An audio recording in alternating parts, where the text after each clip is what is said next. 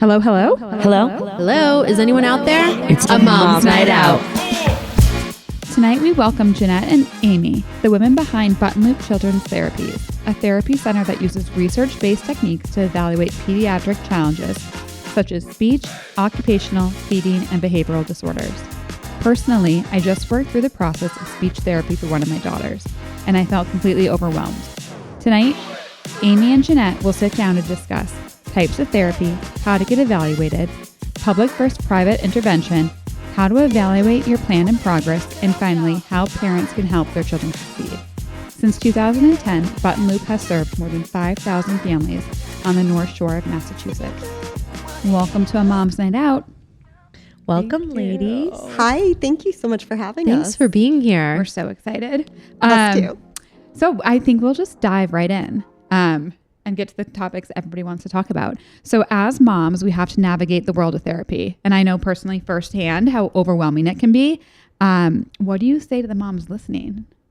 I think one thing that I would say is don't get ahead of yourself. Don't let your anxiety about your 2-year-old or 3-year-old not talking drive you to planning their entire college career and whether or not they will succeed. I think we see so many parents that they just go right there immediately and do not Google search. You are going to be into the dark web of child development very quickly. Oh my gosh. I feel like I've definitely done that. Like you kind of go down a rabbit hole and you're like, oh, this isn't happening. And now they're not going to get into college and they're not going to get a good job and they're not going to be successful. And they're going to be a sociopath and I'm going to be visiting them in jail. Yes. Yes. All of the things. Okay. So don't do that. But you also have all the moms that are comparing. They're like, is your kid doing this Yes. yet? Is your kid doing this yet? Or my kid's doing this. And sometimes I'm like, I don't actually think your kid's doing that yet. But okay. Yeah. No, people lie all the time. Yes. So I'd be like, my kid's speaking 4 languages. I'm like, your kid's 3. And you only speak 1 language. Like, where are they learning these languages? Yeah, don't go down the rabbit hole. I remember at 2 a.m. going down my sleep blog and then getting to the end and realizing it was written by Shelley in Dayton, Ohio. No credentials. And great. Oh, Shelley. Okay. Yeah, so I suggest find someone that you can trust. Don't listen to Shelley. No, find someone you have rapport with and that you can trust. We always say that too. It's really important that you trust the person and you feel comfortable with who you work with, and if it's not working, shake it up, find someone else. I love that. Okay, that brings us to our next question. So how would a parent end up at Buttonloop Therapies with you ladies? What do you guys do? Sure. So my favorite way is just word of mouth. Parents are on the playground and they'll just start talking about needing speech or needing OT, and all of a sudden parents are shouting our praises.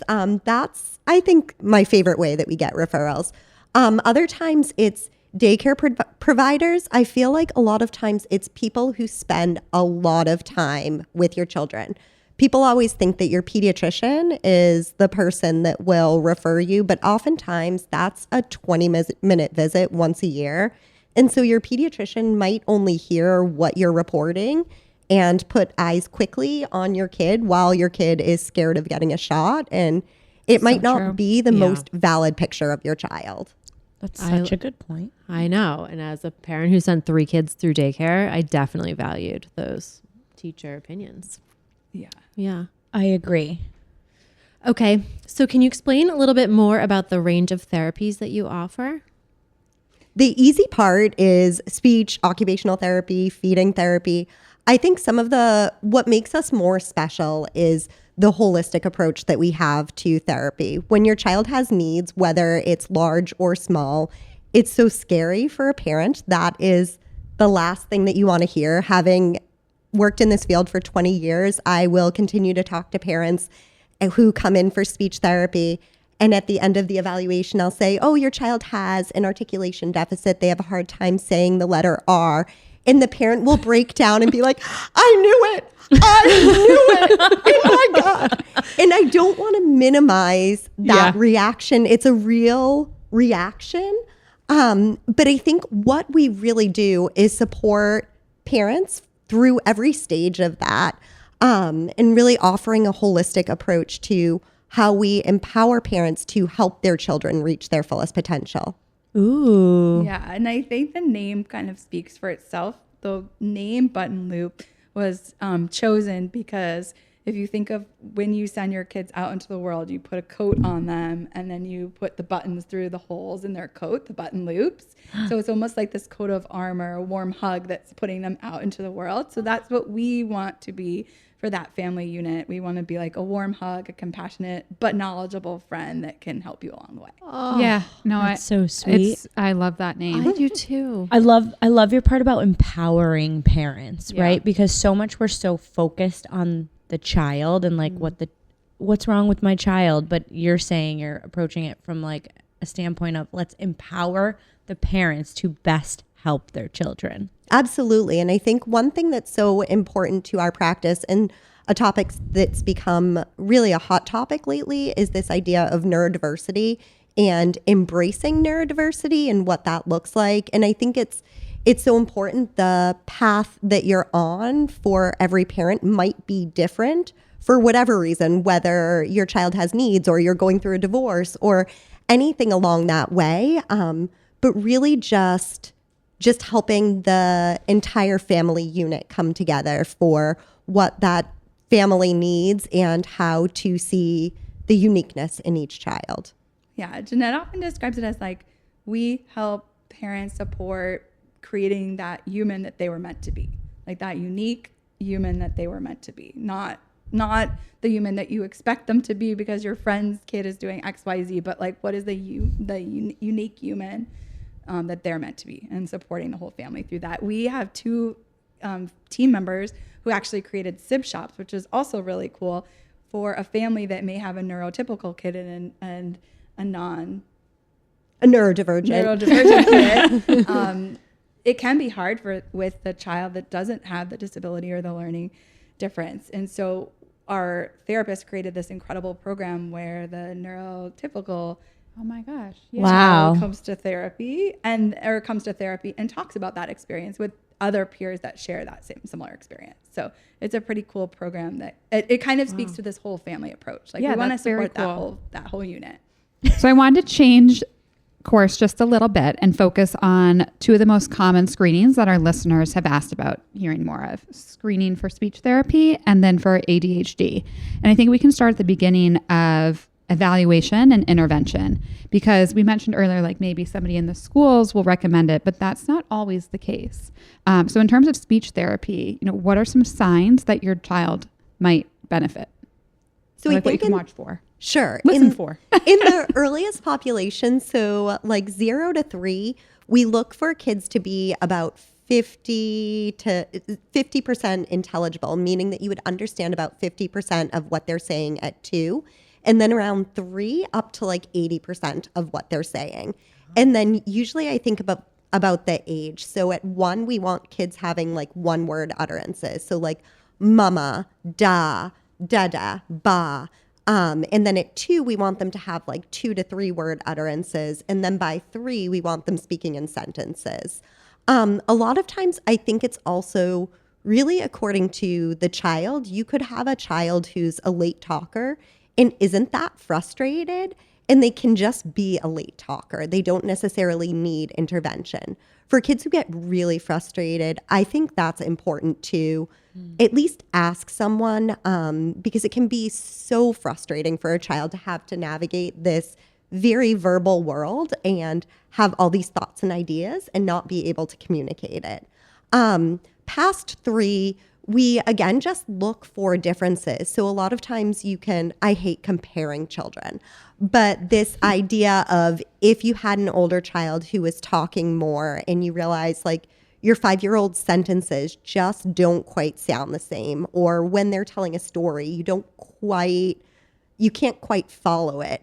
Those are some signs there. For me, I have a daughter with dyslexia, and it was so interesting because when she was in preschool, I went to her preschool teacher and said, I'm pretty sure she has dyslexia. And her preschool teacher looked at me like I was crazy. My daughter is 10 now, and she looked at me like I was crazy. Wow. And so I printed off a list of like early warning signs for her. And I said, you know what? Yes, I want to be crazy. I don't want to choose this. Yeah. But there's some things about her that are off, that are different from when she's talking to peers, and I've noticed them. And could you just let me know if you see any of these things? And she was like, okay, crazy. Like red flag on your file. Yeah, right. Exactly. So I left. And of course, I came back to drop my daughter off at preschool the next week. And she's like, hey, Jeanette, do you have any time? And I'm like, no, I work full time. I'm dropping my kid off at preschool so that I can work 6.5 hours before I show up here to pick her up and then go home and finish working my day from home. So no, I don't have time. Sure, Karen, I am absolutely available. And she's like, you know that list you gave me? Your daughter checks absolutely every box. Wow. And so she did go on to get a diagnosis of dyslexia. And so I think just this idea of course, we don't want our kids to struggle, but I think one thing that you can really see is if there is a difference, and I saw her struggling with different aspects of language. It wasn't even reading. Clearly, she wasn't reading in preschool. But it was just this idea that she was really struggling, and it led me to dive in a little bit more about the pieces that I saw her struggling with and what that meant. It's almost like trust your mom gut, right? Yes. Yeah, and I think for me, because I'm not a speech therapist, I was also called crazy. I also have a son that has dyslexia. So for me, I really didn't know what it was. I knew something was off, to your point, like trust your mom gut. But for me, I just kept saying like, okay, that day of the week song we have done 85 times and we are still not getting it. Like how this is something we do every day on Zoom school for a year, and you still don't know the days of the week. So that was just kind of like, is this a memory issue? I just couldn't come to terms with like that he wouldn't be able to remember it at that time. So that's something that Jeanette has educated me on, with just like the difficulty remembering things that are learned one day and then the next day completely absent. Whoa. Okay. And then my experience, and also related to speech, is like the articulation. Yes. And that was for what we came in for. And it was, I swear, every teacher I talked to thought I was crazy. I was like, do you think it's because, so my child learned how to speak during the pandemic, and I swear to God, I think it's related to the mask. I don't know. But like the articulation. So, and it was hard because everyone was like, oh, well, she's, so young, like that's going to come. And finally, when I went and got her evaluated, they were like, I mean, maybe yes, you should have intervention. So what do you look for there? I think, again, the easiest thing for parents is really, if you're hearing other kids, if you're at a play date or at school pickup or at a birthday party, and you're like, oh my gosh, every other kid is saying that word correctly. I think it just comes back to your mom gut, because if you don't have a teacher cueing you in, it's really hard. It's hard to know. It's hard to know what that normative data is. Like, oh, by 5 years, 6 months, 80% of the population. Can you say the CH? Can you say the R's? Can you? Yeah. Yes. So unless you're asking, and one thing that a lot of speech therapy offices will do is a free screen. So if you have concerns, you can always call a local therapy office and ask if they do screens, so that you can ask an actual professional whether or not you should be concerned. Because sometimes you'll go and they'll say, no, absolutely, this is developmental and there's no concerns here. Or say, I've had parents that have come in for screens and I'm like, it's okay right now, but if it doesn't start to develop over the next 3 to 6 months, then we'll want to do something. And that puts, I think it is, that's a good point about the free screening for people just to call an office. Yeah. I love that. No problem. Okay, so you guys touched a little bit about dyslexia and a learning disability, but in a similar sense, a lot of our listeners, and I know me personally too, I want to know, what are some of the signs that you may have a child with ADHD, right? Who is, what do they call those children? Neurodivergent Yes. Children. Yes. What are some of those signs that parents can look for at home? Yeah, I think for ADHD, it's often the obvious ones like impulse control, emotional regulation. And then sometimes you'll see, I think, unexpected behaviors frequently. And so you think everything, it's like the calm before the storm. You're just hanging out. and then something explosive happens. You know, there's a hit, there's a bite, there's a scratch, there's like a tantrum. Yeah. Not a normal tantrum. It wasn't provoked by anything. It's not. It just feels very unexpected and impulsive. Okay. So I think that, at least for me personally, had been some of the early signs for me personally that something was kind of off there. Yeah. I also had issues with sleep regulation. So there was a lot of sleep challenges in our household, and that came from like a system being really dysregulated.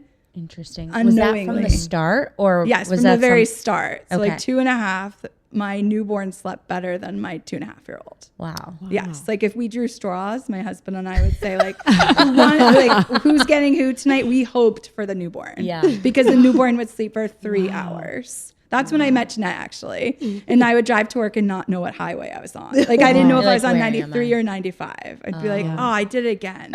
I'm on the wrong highway. Like we laugh, but it's so true. Because he would wake up so frequently through the night, but his little body was so dysregulated. Yeah. So I think what I've learned recently, right? Like ADHD in some people's mind, it's like hyperactivity and like, of course, like the inability to focus. But I love some of these things that you're saying, because these are things that you might not typically associate with an ADHD kid, right? And do you want to talk a little bit about in what you might expect in a girl? Is it similar in a girl? Well, so there's two Not to put different you on the types. spot at Oh, no, all. it's fine. I love this stuff.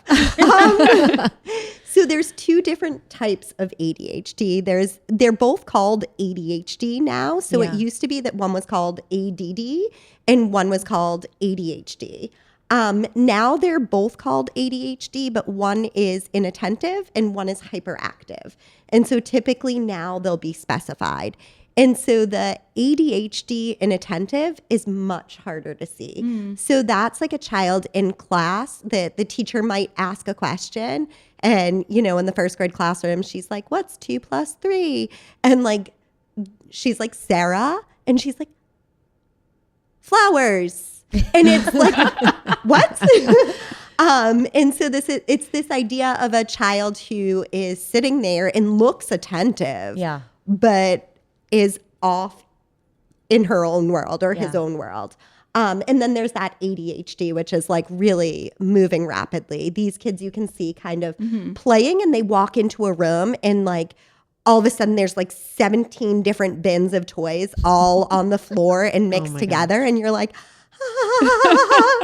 or the kid falling on the soccer field frequently with no one around them, not even the ball around them, because they're just like, they are so excited. They're just throwing themselves onto the ground. Oh, I love these. yeah. And so I feel like the inattentive typically skates through unnoticed, right, for a while. And maybe a parent is noticing, but a teacher's not. Exactly. It's really, really hard. So one thing that families can request in schools, you can request this actually from your pediatrician, but it's a test called the Vanderbilt.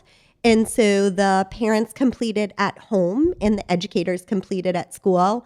And what I find that's so interesting is sometimes the reports are completely different. Really? And so you have a parent that is super duper concerned.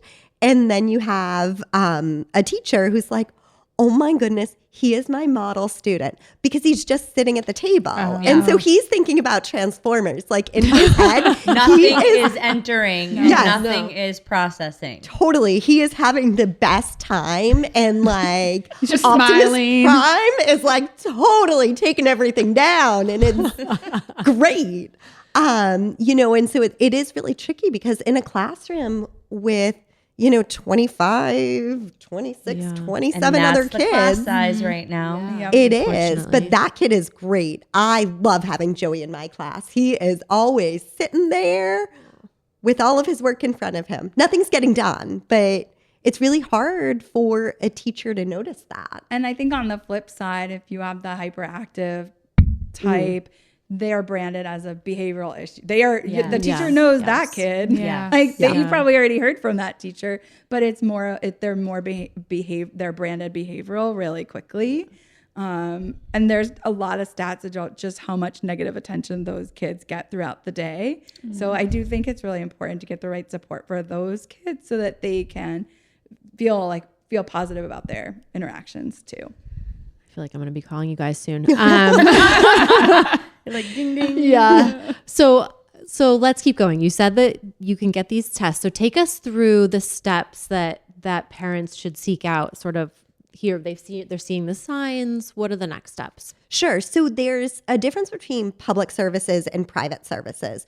So 0 to 3 is early intervention, and you can just Google search early intervention and put in your city and state, and it will pop up. And there's different regulations for every state. And that's your free service in the 0 to 3 population. Once kids hit 3, then it's taken over by the Department of Education. And so you can just, again, hop on Google and input your city or town and special education referral. And usually it will just pop up the steps that you have to take in order to make a referral for your child. On the private side, most insurances will cover speech therapy and occupational therapy. And so you can either Google search or you can contact your insurance company and then ask for a list of providers in your area. I think it's important to vet the providers that you're going to, so making sure that they have experience in what your concern area is. And from that point, you would typically go in for an evaluation, and then the clinician would run through the areas that she sees as potential concern areas, and then how to address those through therapy, but also give those parents some suggestions for how to work on that at home. And you can do both those things in tandem, which is a question we get all the time. Yes. Like, hey, my kid gets EI. Can I also work with a private practice? And the answer is yes. You can do both at the same time. And similarly, you can access school-based services and private services at the same time. And it often works great together because they're really can be working on separate different, totally distinct things. So it's great that team collaborates, but there's benefit to having both. To like double dipping. There's almost, benefit, especially in those early ages where you really want to get in there early and really intervene quickly. I mean, I personally found trying to find our school resources very hard to navigate. I agree. It was incredibly hard. I agree. And so I was lucky enough to have a fellow mom who had been through the process, who was able to say, here's who you should talk to, here's what you should do, and take us through the steps. But if you don't know where to start, it's absolutely and completely overwhelming. And, I feel like you could waste a lot of precious time. Or give up. Yeah. And I think a lot of women and parents do give up. I think they're like, no one's listening. No one agrees with me. They think I'm crazy and they give up.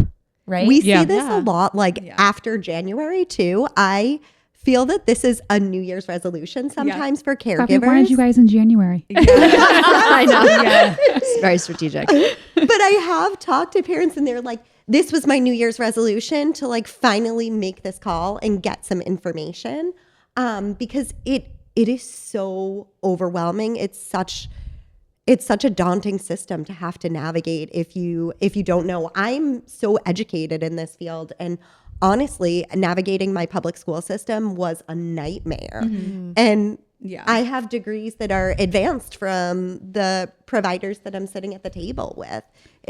It's extremely frustrating. And I think and I don't think people realize how long that school process could be. So maybe, and I know every district is probably a little bit different, but if you guys can just talk about how do you navigate the school process? Just when do you start? So when I first talked to you guys, it was, I don't know, October, November, and we talked about the timing, and it was if you start in January, you're probably not going to get services in school until the following year. It's wild. Yeah. Yeah, that's right. I know when my son was flagged, it was in December, and the teacher said, his preschool teacher said, hey, you might want to look at this sensory integration, because often that is hand in hand with ADHD. And and she said, you should get on this right in January to get services started in September. That's insane. So, to me. and that's what we did. And I think legally they have 45 days. Yeah. Yes, but it's really interesting. So the internal process for a school is different. So teachers, and again, every school is different, but a lot of times teachers will have to take a child to, every school calls it something different, but it's to a teacher meeting. Like, hey, I have concerns about Sammy and let's talk about them. And then other teachers, a panel of teachers gives them suggestions to take back to the classroom. And then the next month, the teacher comes back and says, hey, I'm still concerned about Sammy. Wow. And so the teacher has to bring a student so many times before the team can recommend moving forward. Which I know the looks on your faces. That's insane is to me. crazy. Yeah. Okay, so what if it's the opposite way and the parent is ding, coming ding, ding. to the teacher? That's a lot harder. I've experienced that one personally, where you're the one advocating and the teacher doesn't see concerns. Yeah. But once you request an evaluation, so you reach out to your school system and you say, I would like to have my child evaluated. And I try to be specific as possible. So, I'm concerned about speech and language development, specifically in these areas. Here's what I'm noticing as a parent. Or I'm concerned about my child's attention. Here's what I'm seeing at home, and here's how I think it could be playing out in the classroom. And is there like an office, or is that to the teacher? Is that to the school psychologist? Who are you reaching out to? So usually it's the special ed office. So again, just going on Google and typing in like special education services. And depending with your relationship with the teacher, there's incredible teachers that will advocate. Yeah. for you. Totally. Agreed. This is assuming this is like you're not getting anywhere. Yeah. Yes. Thank you for Yes. yes. I agree. Very good plug There there. are amazing teachers. Yes. Shout out to you guys. Yes, We love you so absolutely. much. But if you're not getting anywhere there that way and doing this on the your special own. education Okay. department, the Yes. school psychologist. Okay. And then in Massachusetts, you request the testing. The school system will send you what's called a consent to test. You sign off on that consent. When the school system gets it back, they start counting 45 business days in order to 45 school days. Yeah, so that's a really that's like a really one that you got to count, right? Do the half School days count? Because is there's a different lot. than- Right. Good question, Mandy. A lot of half days. Wow. School days. School days. So they have 45 45 days to complete the testing and evaluation. Yes. So I counted back before we got here, and I think it was the end of March. So if you're in a school system that is wrapping up like the first week of June, then you need to make that referral by the end of March. I love that. But be careful, because if they're really backed up on IEP meetings, or if they don't know that the regulations, then it could get pushed out. So I And feel this like is to target the fall. Yeah, so this is to target, like January is really to target services in the fall. Right. And so you're saying be pushy and be proactive. Let them know that you know the rules and what's up, yes, and be as specific as possible. yes. Okay. I love that.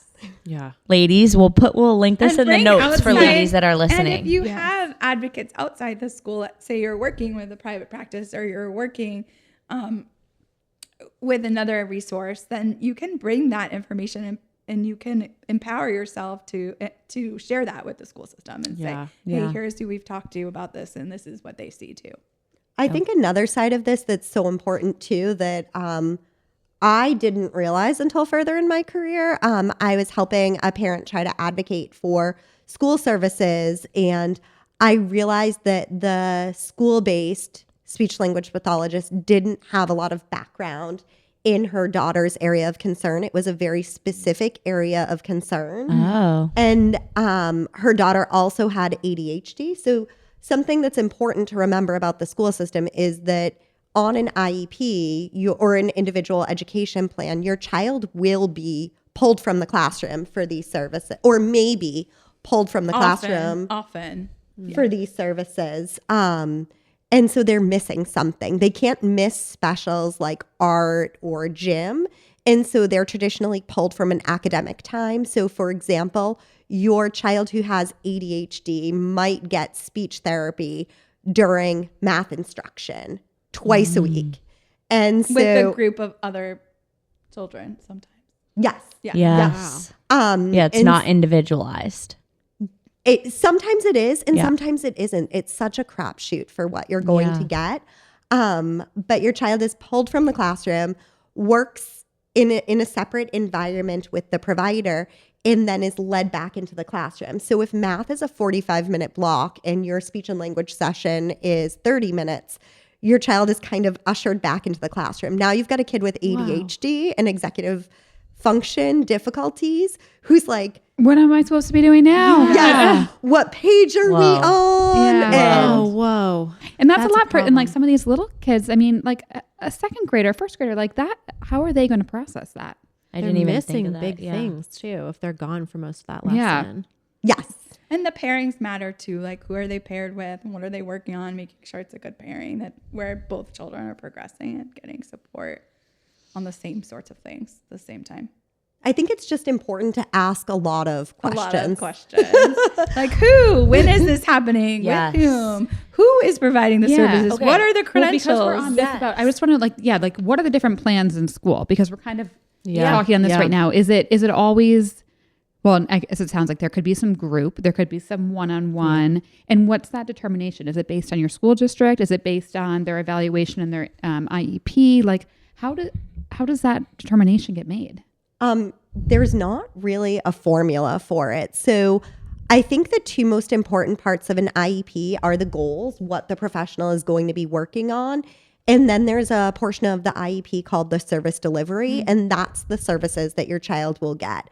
I think the service delivery grid is so confusing for families because it's split up into an A, B, and C grid. So an A grid is consultation services. It's a provider that will never interact with your child. That's delivered to the teacher.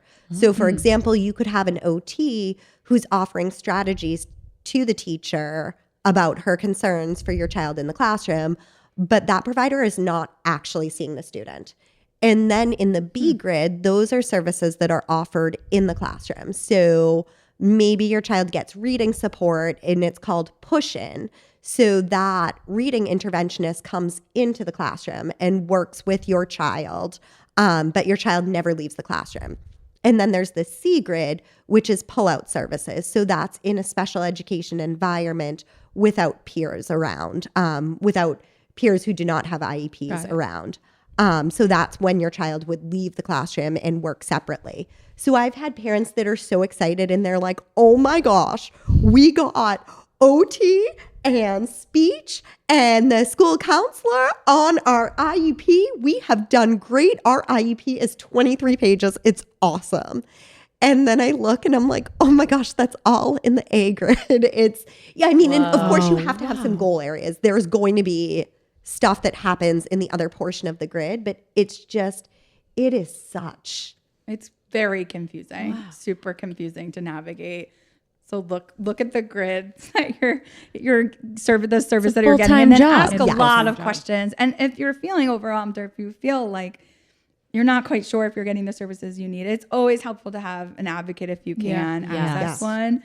And then also, like, you may not get services from the school, may say deny for services, and at that point, it could be helpful to consult an advocate to also push for services, right? If you were denied services. Yeah, like in our scenario, when I went with my daughter to have her evaluated, the woman was like, don't even, because I was talking to her about, like, I couldn't find the information at the school. Like, what would you recommend? And she was like, honestly, you're going to spend so much time trying to do this in the school. She was like, your insurance is going to cover this. Do it this way. She was like, you'll be denied. She was like, you're going to be denied. I was like, it's so wonderful when you have someone who can just be completely frank with you. And I was like, what do you mean they'd be denied? I was like, but it's an issue. And she was like, it's so understaffed and so hard that there's just this incredible hurdle almost. Yes. So. Yeah, and it differs by so many factors. Yeah. Right? Is that school system resourced appropriately? Like, there's a lot of factors that would. Yeah, and then how big is the need? And she talked about like, she would be pulled out most likely from like other. Like what? I don't even know what they're learning in kindergarten, but she she pulled that from drawing time. I don't know. But yeah, it was like, okay, all right. Well, here we are. Yeah. Can you talk to us a little bit about the wait times, and especially if you're going through the insurance process? You know, people are saying they're seeing like 12 to 18 months. Sure. And it's so different in different areas of the country. I think in the Northeast, we're so lucky to have, I think, pretty good access.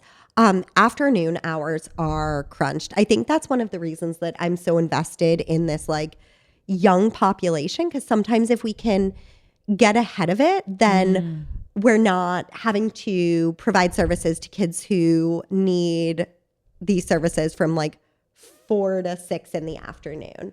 And it's hard. Like, I mean, kids want to be kids. They want to go to soccer and swim. And you want them to do that. Yes. So I think in the afternoon, sometimes people will encounter a long wait list.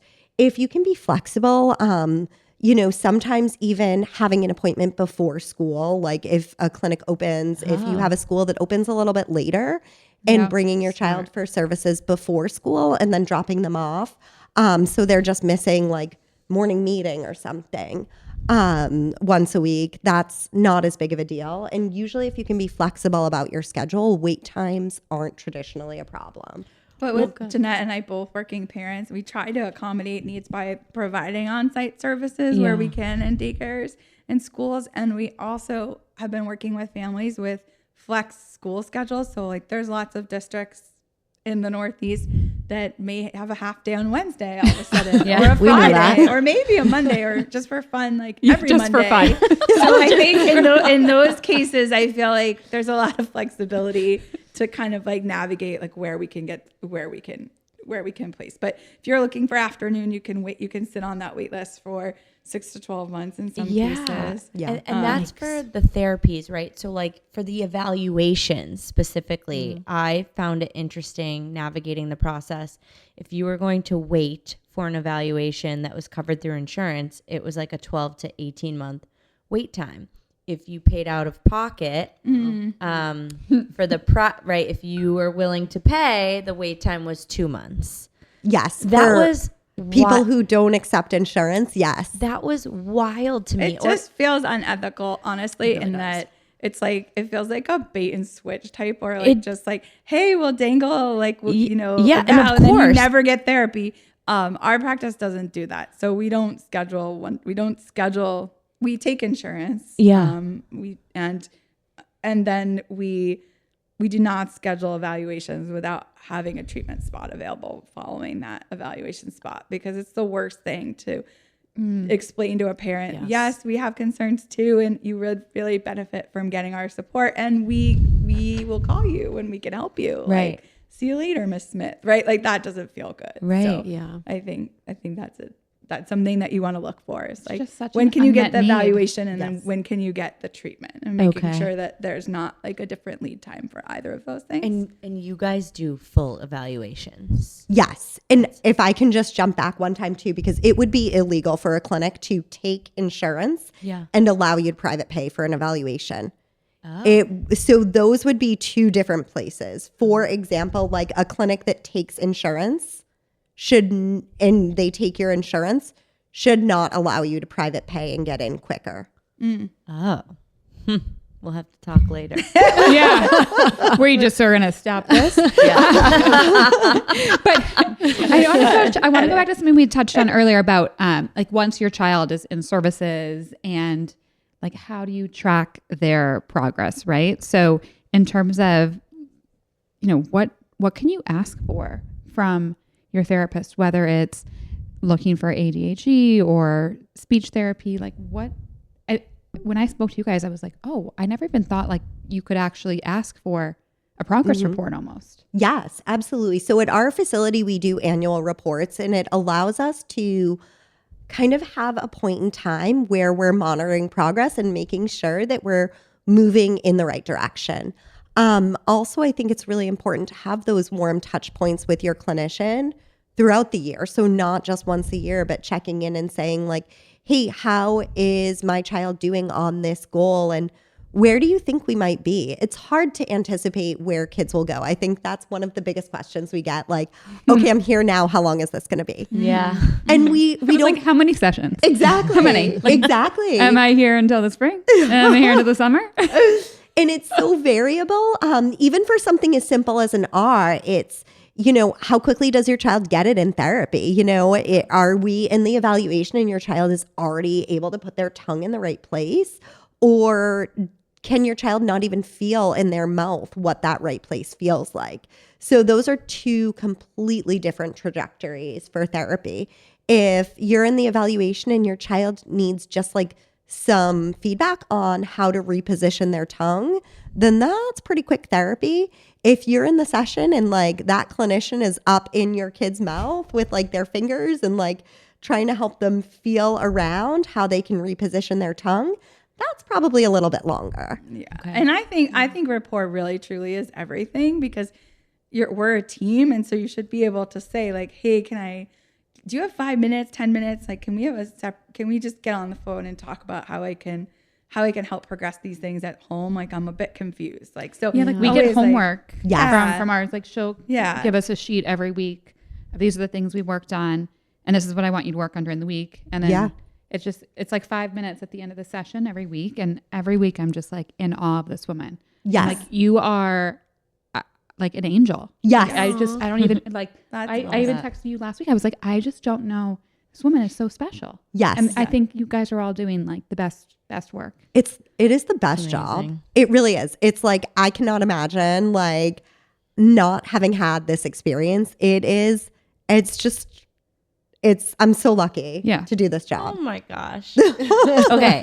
What advice would you have for parents? We sort of were talking about it just now, but to ensure continuity of care at home, like how can you empower the parents listening to ensure that the care that they're seeking outside of the home continues inside of the home?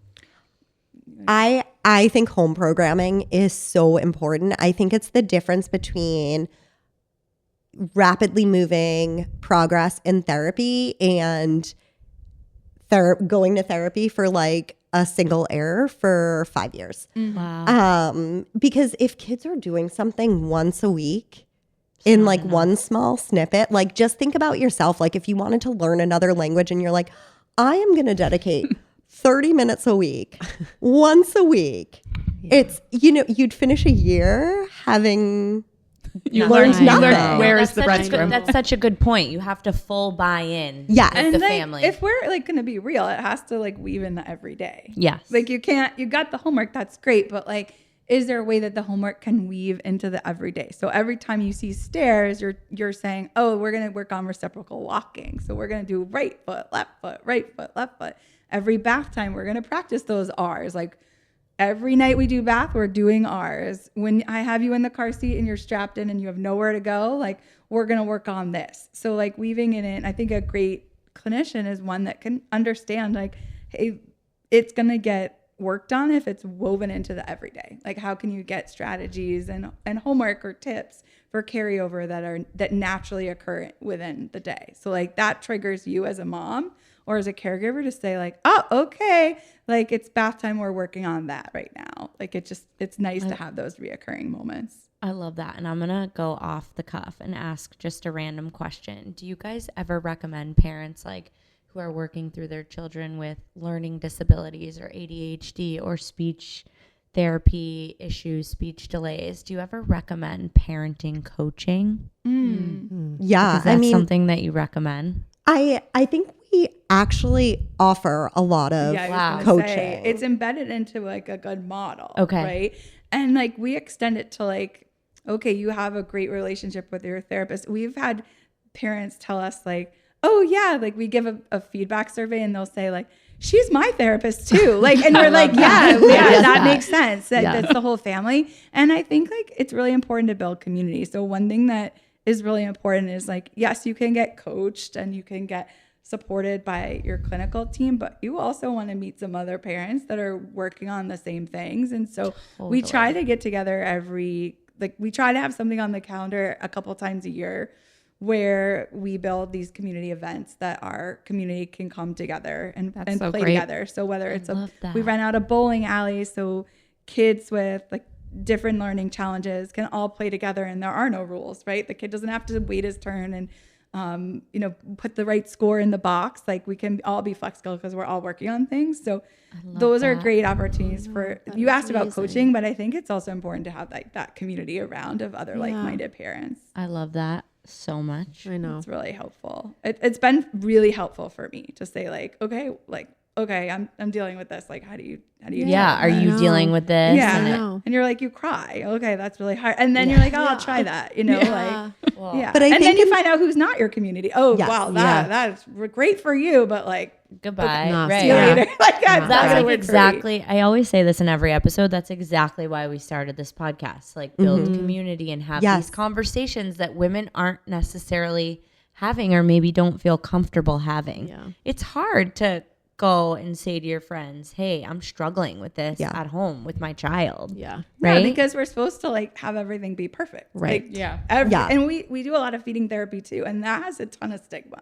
It's like if your kid's not eating, it's like your fault. Right. So Yeah. I feel like that's a big one where it's like, okay, like how do we support that parent without it feeling like bad? And like, how do we build them how do we build more access to other parents that are struggling with the same thing? It's so important. Community is everything. Can you or would you share with us a favorite success story or a memorable moment that you have that really illustrates the impact of your work on your patient? I have a patient that I work with, and I started working with him. He's actually probably the best part of COVID for me, because I started working with him at the very beginning of COVID, and it gave us the opportunity. It was at the time, I don't know if you had kids in school at the time. I was so fortunate to have a kindergartner and a second grader. It was really, really fun as a working mom. You did that. So lucky. Yeah. So it was really that. blessed. Thank you. It was a wonderful time in my life. But I think for me, the greatest part was an experience that I got to have with one of my patients. So his school system didn't quite get to the point where they were ready to offer. So now I understand synchronous and asynchronous learning. So they had some like pre-recorded stuff that he was going to do for speech therapy, but they weren't going to be providing one-on-one. And I was like, okay, I can do this. And I started, he's the same age as my younger daughter. And I started seeing him on Zoom probably like 4 times a week. He was 100% unintelligible. So I tell you, like those scores previously of, at 2, you should understand 50% of what your kid's saying. So he was 100% unintelligible, meaning that you could not understand anything that he said. And he spoke with a communication device, so an iPad that had like language programmed on it.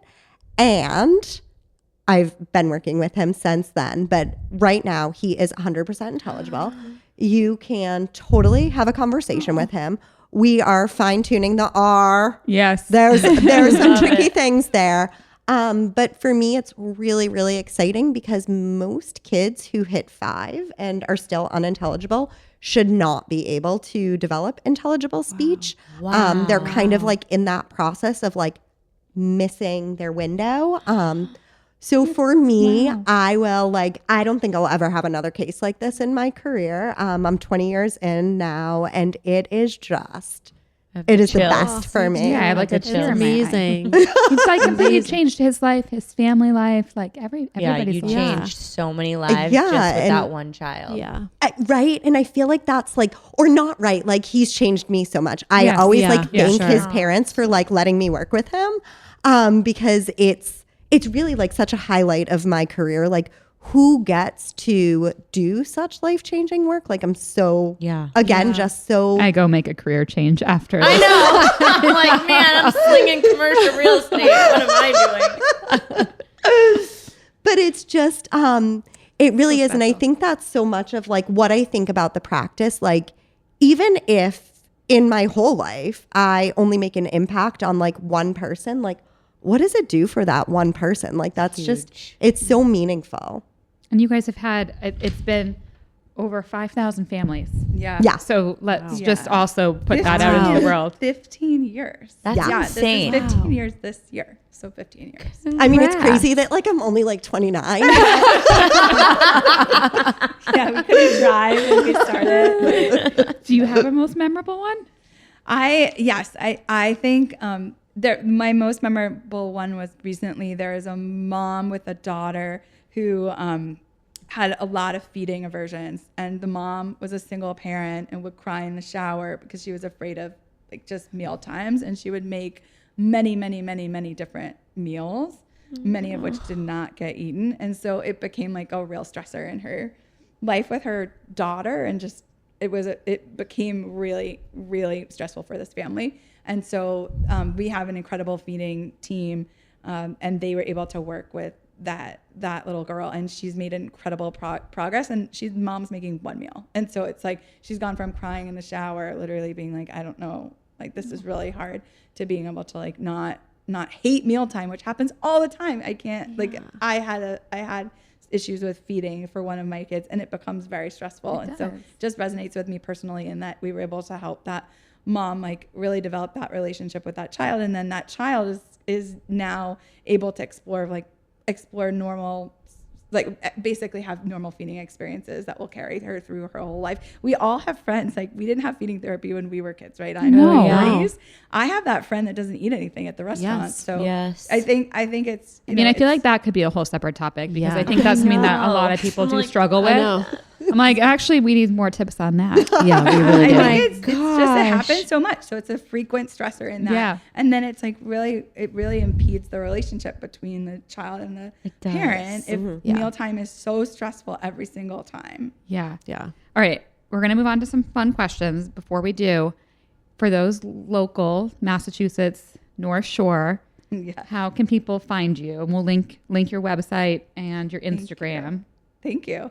So people can reach out. Yeah, Buttonloop Therapies. So, yes. Jeanette and Aimee. So yes. So you can always call us. We don't like have one of those annoying phone systems where you have to press like 1 and then 5 and then 6. No, we actually have like lovely people that on our team that work incredibly hard and are very passionate. And they will say hello. Like you. I love that. You can call us, and we have a chat on the website. You can email us at admin@Buttonloop, and there's always a person. There's always a person that's working with. It's ready to help. Yeah. It's Amazing. like so fantastic. I know. All right, let's get into some fun questions. The most ridiculous thing I've ever said as a mom is, please stop blank. Please stop licking the floor at this Disney gift shop. I'm not buying you the Elsa suitcase. Wait, that was Sounds a good very one. specific. Oh, this was so relatable. I actually have this visual in my head. It was amazing. Literally every adult stopped and judged me.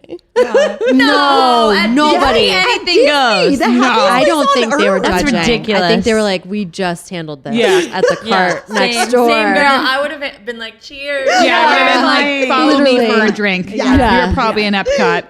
I would say that I recently learned that by seeing my 2 boys like to pee at the same time into one toilet.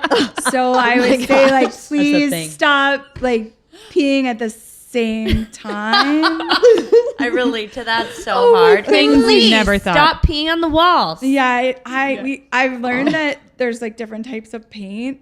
Oh, well, if There's you're like going to a go in matte my bathroom paint. after this. Okay, there's a matte paint that no parent should ever buy. I think I bought that in Yeah. my bathroom. Yeah, I had to I think you repaint did. and like it's just bad. It's just Yeah. bad. Boy moms, don't buy matte paint. No, Yeah. no Pro matte tip. paint. No. Oh my god. So then what's your drink of choice after all these stressors?